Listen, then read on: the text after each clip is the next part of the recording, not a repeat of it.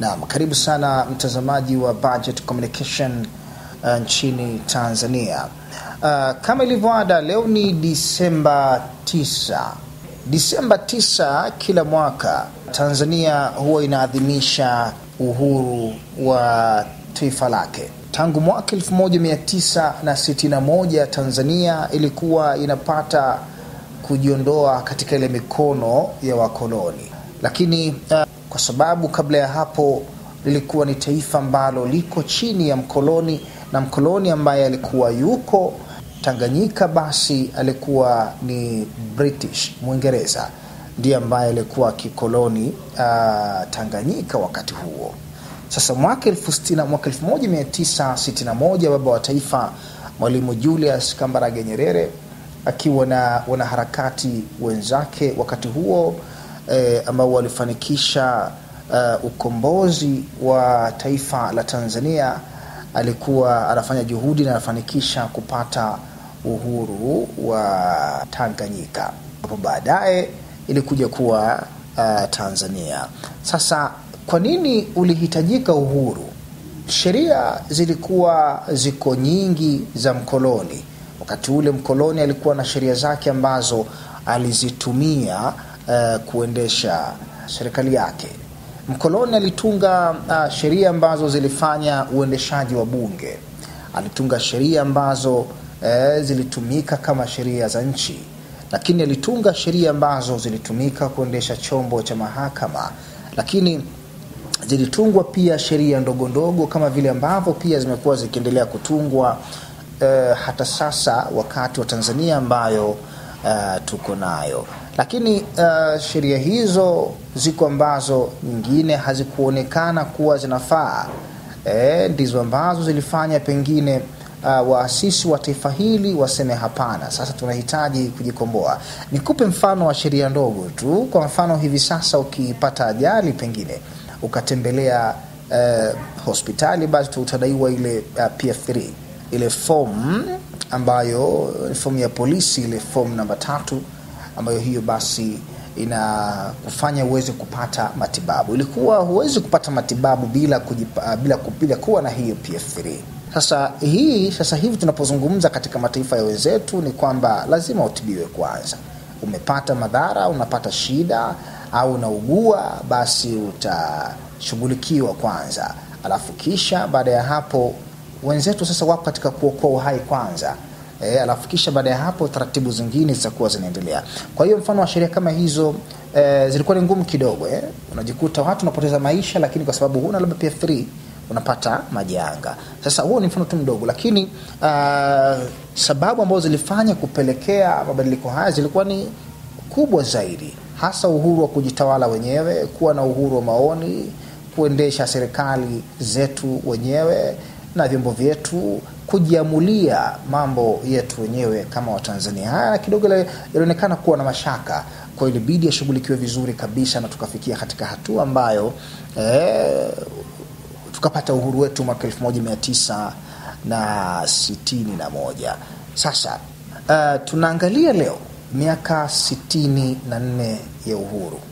Ni kwamba unaweza ukaona kwamba baada ya kupata uhuru Tanganyika ilichukua sheria baadhi za mkoloni, lakini iliongeza sheria zake pia. Yako mambo ambayo iliyaona mkoloni alikuwa anayatumia yanafaa kuendelea kuyatumia, lakini yako ambayo waliona hayafaa au hayawafai, waliondoa na kuongeza yale ambayo wao waliona yanafaa. Kwa hiyo kidogo vilichanganyana kidogo sheria za mkoloni kiasi, lakini na sheria ambazo Tanzania tuliona sisi zinafaa tukawa tumeziweka pamoja. Kwa hiyo lengo ilikuwa ni kuhakikisha tu tunakuwa na utawala wa sheria. Mara baada ya kuchukua taifa kutoka kwa mkoloni, lengo hasa la marekebisho yote ya sheria katiba zetu basi ilikuwa ni kuhakikisha kwamba tunakuwa na utawala wa sheria. Hiki ndicho hasa ambacho kimekuwa kinapiganiwa sana katika mataifa mengi ya bara Afrika, lakini hata Ulaya. Sasa msingi mkubwa tunaangalia miaka 64 ya uhuru. Tanzania tunaadhimisha kwa namna gani leo hii, lakini tumekuwa na mazoea kuadhimisha kwa namna gani sherehe hizi. Siku zote Watanzania wamekuwa wakiendelea kushuhudia wakiona kwamba watu wanakusanyika katika viwanja, gwaride wa Tanzania wanashuhudia likipigwa la jeshi lao, lakini shuhudia pia viongozi wao wakiendelea kutoa ujumbe wa amani kwa taifa. Kama ilivyo, tumekuwa na namna ya kuilinda amani kama tunu ya taifa, lakini kuisemea sana na kuhimiza kuilinda kwake katika siku kama hizi.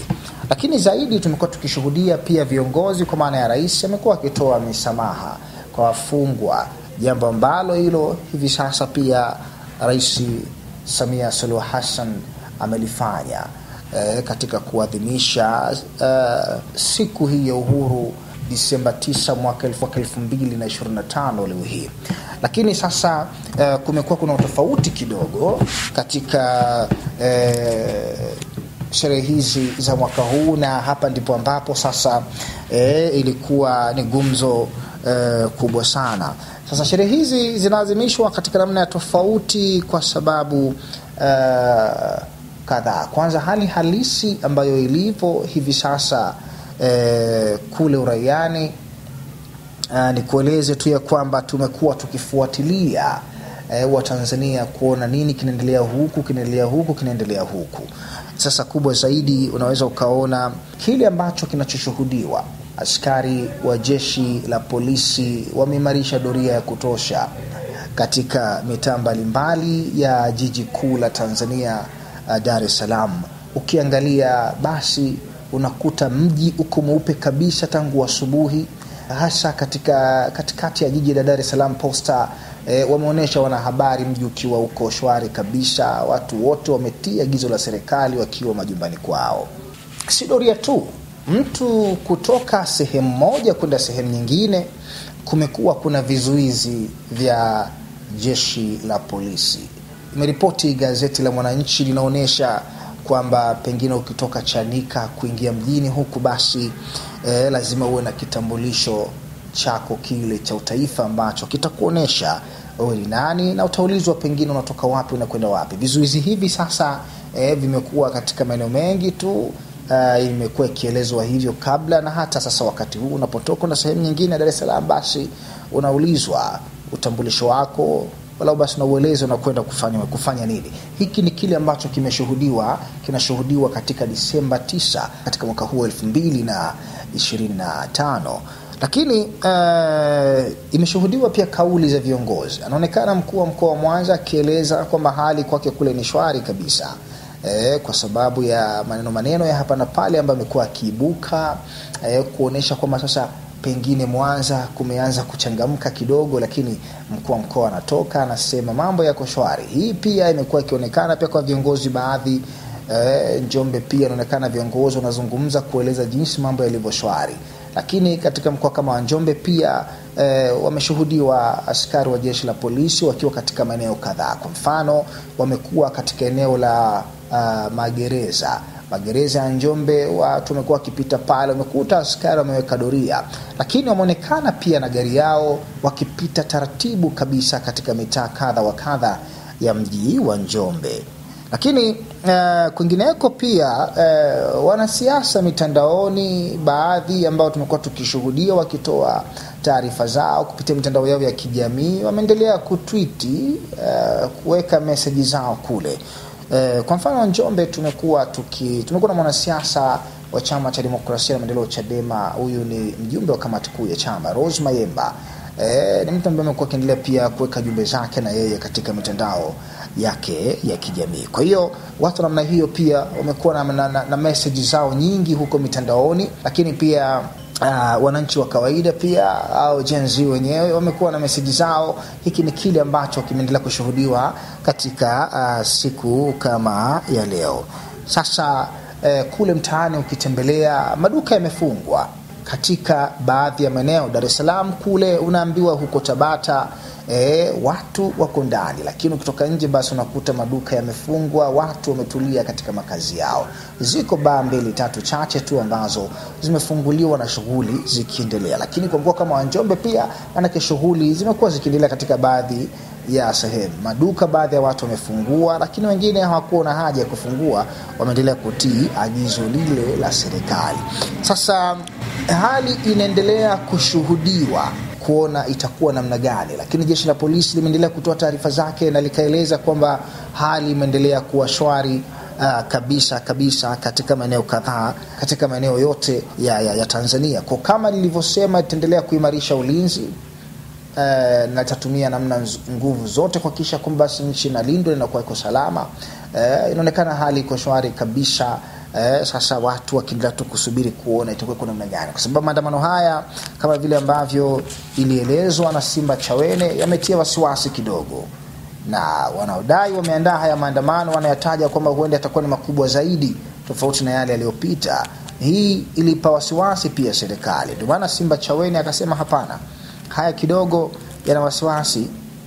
Ni kwa sababu watu hawa wanasema haya hayana ukomo. Sasa kama hayana ukomo itakuwaje?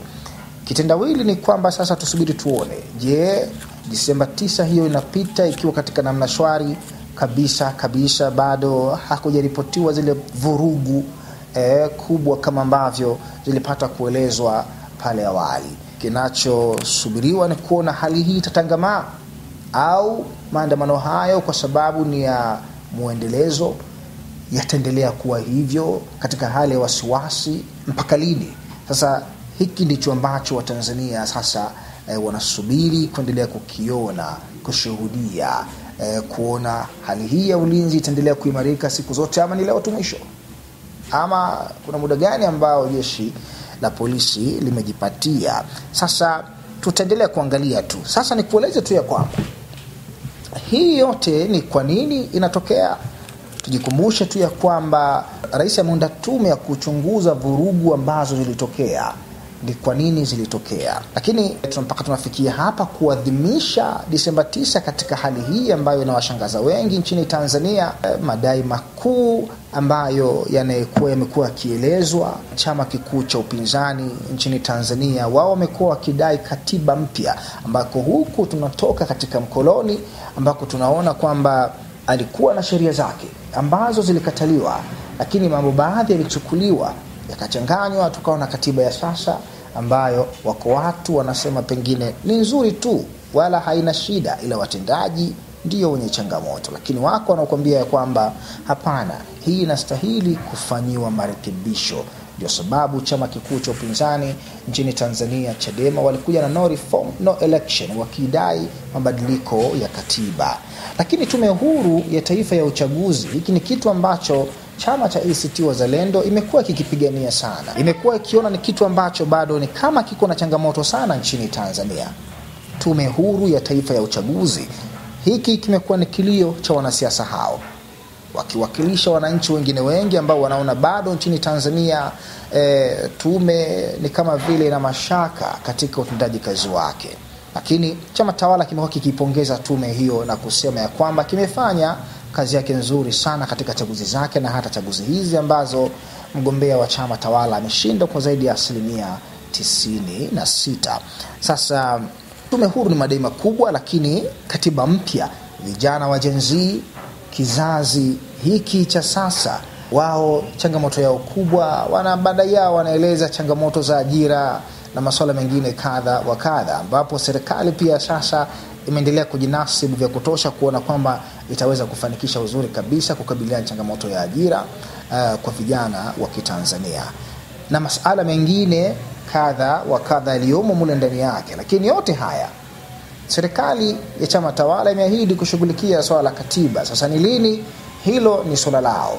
Lakini mambo mengine ambayo yamepelekea pengine hizi ghasia na yamekuwa yakizungumzwa na watu wengi sana, madai mauaji ambayo Tanzania yamekuwa yakitokea, watu wakipotea na kutekwa. Amekemea kidogo waziri wa mambo ya ndani Bwana Simba Chawene kwamba hivi sasa na yeye hatofurahishwa kabisa kuona watu wakikamatwa pasipo kufuata kwa misingi ya sheria.